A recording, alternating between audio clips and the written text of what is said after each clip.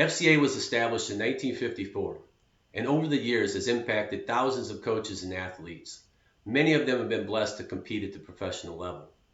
Over the last 2 months, I've been inspired by seeing professionals step up and share with coaches and athletes around the country. We are blessed to have two of those gentlemen with us tonight. Current quarterback of the Las Vegas Raiders, Derek Carr, will be sharing some encouragement, as well as former running back of the Detroit Lions, Billy Sims. I want to personally thank both of you men for taking the time to do this with us. Also, I'd like to thank my brother John Morton for helping me get connected to Mr. Carr, and for Kurt David for setting up and interviewing Mr. Sims for this event. It would not have been possible without you. Let's go to the pros.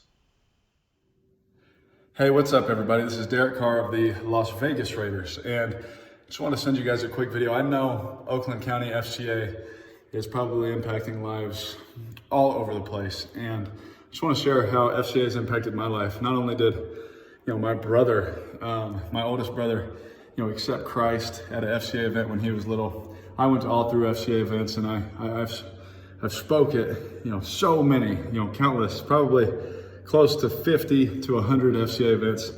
I know it's a big gap, but I've spoken at a lot of FCA events, and I truly believe in it. It's where I started to find friends that believed in what I believed in at my school or at other schools, not just at church. And I started to gain a group of friends, so to speak, that believed the same way I do. We could share stories. We could, really, help touch and impact each other's lives on a day-to-day basis. So FCA is extremely important to me and to my family, very much so.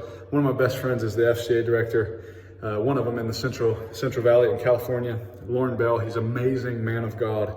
I love him to death. One of my favorite teammates that I've ever had. He really showed me how to be a Christian and play college sports, and now he's doing great things with FCA. So FCA to me has always been something that if they ever needed anything, I was there to help. I just want to sometimes just take part in some of the words that they have people come in and bring, because it's real good stuff. So God bless you guys. I pray that y'all are doing so good out there, especially in this quarantine time. God is still being used. He's still using us, and he's still having his impact just how he wants to. So God bless you guys. Continue to be used. Continue to be encouraged. And hopefully I'll see you guys sometime. Thanks. Hi, I'm Kurt David, board member for the state of Michigan of the Fellowship of Christian Athletes, and I'm honored to be joined today by Heisman Trophy winner and former Detroit Lion, Billy Sims. Billy, thanks for taking the time to be here with us today. I'm glad to be here anytime. Yeah, you were to be our keynote speaker for the Night of Champions here, for the Night of Champions for the Fellowship of Christian Athletes, but unfortunately, as we all know, things have drastically changed, but the next best thing is getting you online here on a video. And would love to ask you a few questions and have you answer for our people here. First of all, who was your biggest influence in your faith journey, Billy? Probably, I know for a fact growing up, because I was raised by my grandmother. And my mother and had siblings. It was about 12 of them. So my grandmother raised me from about 3 months old up until I went off to college at the University of Oklahoma. And she always instilled in us is always God first and everything else is second. And how did your faith play into your athletic career? What was the component? How did that tie in together? Well, I was always thanking God for the abilities that I have. I know I couldn't have done it by myself, that's for sure, and all the success and everything, even till now. I wake up every day thanking him for another day, because a lot of people take it for granted. Mm-hmm. Did you find it difficult or any challenges with balancing your relationship with Christ and athletic competitiveness? Well, I knew God's gift to me was a gift, no question about it. And the fact that with my grandmother, because we went to church, Bible school, Sunday school, religion was always first in our house. And even to this day, with my kids, the same thing.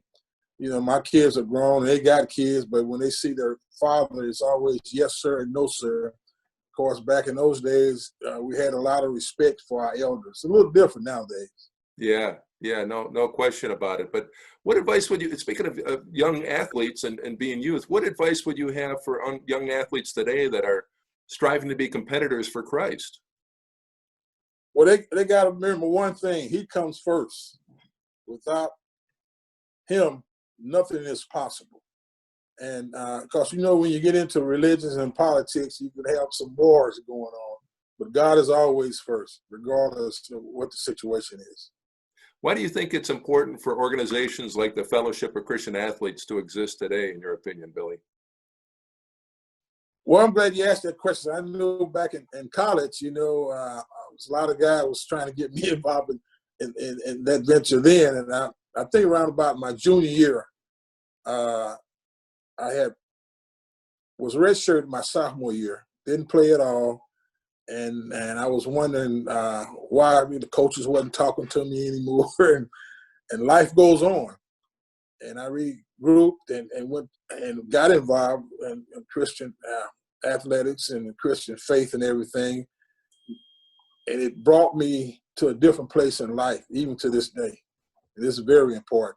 And I handed it on down to my family and my kids and even my grandkids now. Well, I appreciate that and appreciate your time. We knew we were excited. There was many people actually excited about having you here as a keynote speaker for the live event. For the I was. Maybe we could do it again. Once it's over, everything gets straightened out around. Yeah, and even more so, I think people were excited about having that Billy Sims barbecue food there at the event as well. I think that was one of the things, having you there as well as the Billy Sims barbecue food. We'll have to get it next time then. But we appreciate your time, Billy. Appreciate what you do for the community as well as personally, professionally. You're a legend here in Detroit, and appreciate your time today. Thank you so much for the time, and we'll talk soon, Billy. Thank you. Well, thank you, and I appreciate not just Detroit, but the state of Michigan, some of the best fans in the world, and hopefully one day we bring them a championship. That would be nice.